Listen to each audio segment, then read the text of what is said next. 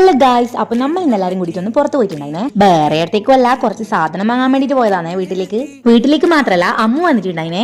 അപ്പൊ ഓക്ക് ബാംഗ്ലൂരിലേക്ക് കൊണ്ടുപോകേണ്ട കുറച്ച് സാധനം കൂടി വാങ്ങാനുണ്ടായിന്. അങ്ങനെ നമ്മൾ പ്രതീക്ഷേട്ടനെയും കൂട്ടിട്ടാണ് കണ്ണൂരേക്ക് പോയിട്ടുണ്ടായിന് കേട്ടാ. സദാശിക്കുട്ടിക്ക് വീട്ടിൽ നിന്ന് പുറത്ത് പോകുന്നതിന്റെ സൊള്ളാന്നുണ്ടായിന്. ആർക്കറിയാം പിന്നെ സദാശിക്ക് അന്നേരം തന്നെ പാട്ടിന്റെ സൗണ്ട് ഫുള്ളിൽ അങ്ങ് ഇടണം. പിന്നെ ഡാഷ്ബോർഡിന്റെ മുകളിൽ കിടന്നിട്ട് അങ്ങ് ഉരുളും. നമ്മള് കണ്ണൂര് പോലീസ് ക്യാന്റീനിലേക്കാണ് സാധനം വാങ്ങാൻ വേണ്ടിട്ട് പോയിട്ടുണ്ടായിന്. എന്നെ പോലെ തന്നെ എന്റെ മോക്ക് ഷോപ്പിംഗ് എന്ന് പറഞ്ഞ ജീവനാണ്. വേറൊന്നും കൊണ്ടല്ല, ഇങ്ങനെ ഉരുളുന്ന വണ്ടിയെല്ലാം കിട്ടുമല്ലായിരുന്നു.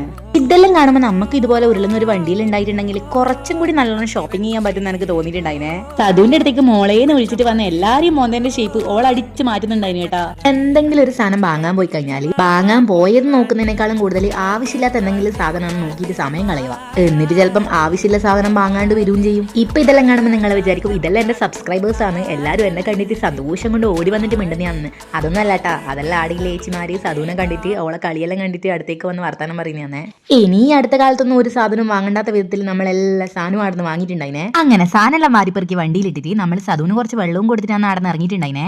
ഓസിന് കിട്ടിയ ആസിഡും കുടിക്കുന്ന ഐറ്റം ഇല്ലേ, അതാണ് ഈ ഇരിക്കുന്നത് കേട്ടാ. തലക്ക് കൈയും കൊടുത്തിട്ട് എന്റെ കൈമ എന്തെങ്കിലും ഒരു സാധനം കണ്ട ഇവക്ക് പിന്നെ കണ്ണിൽ കുരുവാണ്. തിരിച്ചങ്ങോട്ടും അങ്ങനെ തന്നെയാണ്. എന്റെ സ്പ്രേ കണ്ടേരം തൊട്ട് ഇവക്ക് തീരെ ഇരിക്കപ്പുറത്തി ഇല്ലേനു. അങ്ങനെ അത് കണ്ടമാനം അടിച്ചിട്ട് ഇപ്പം തലവേദന എടുത്തിട്ട് ഇരിക്കുന്ന ഇരുത്താണ് കേട്ടാ അത്.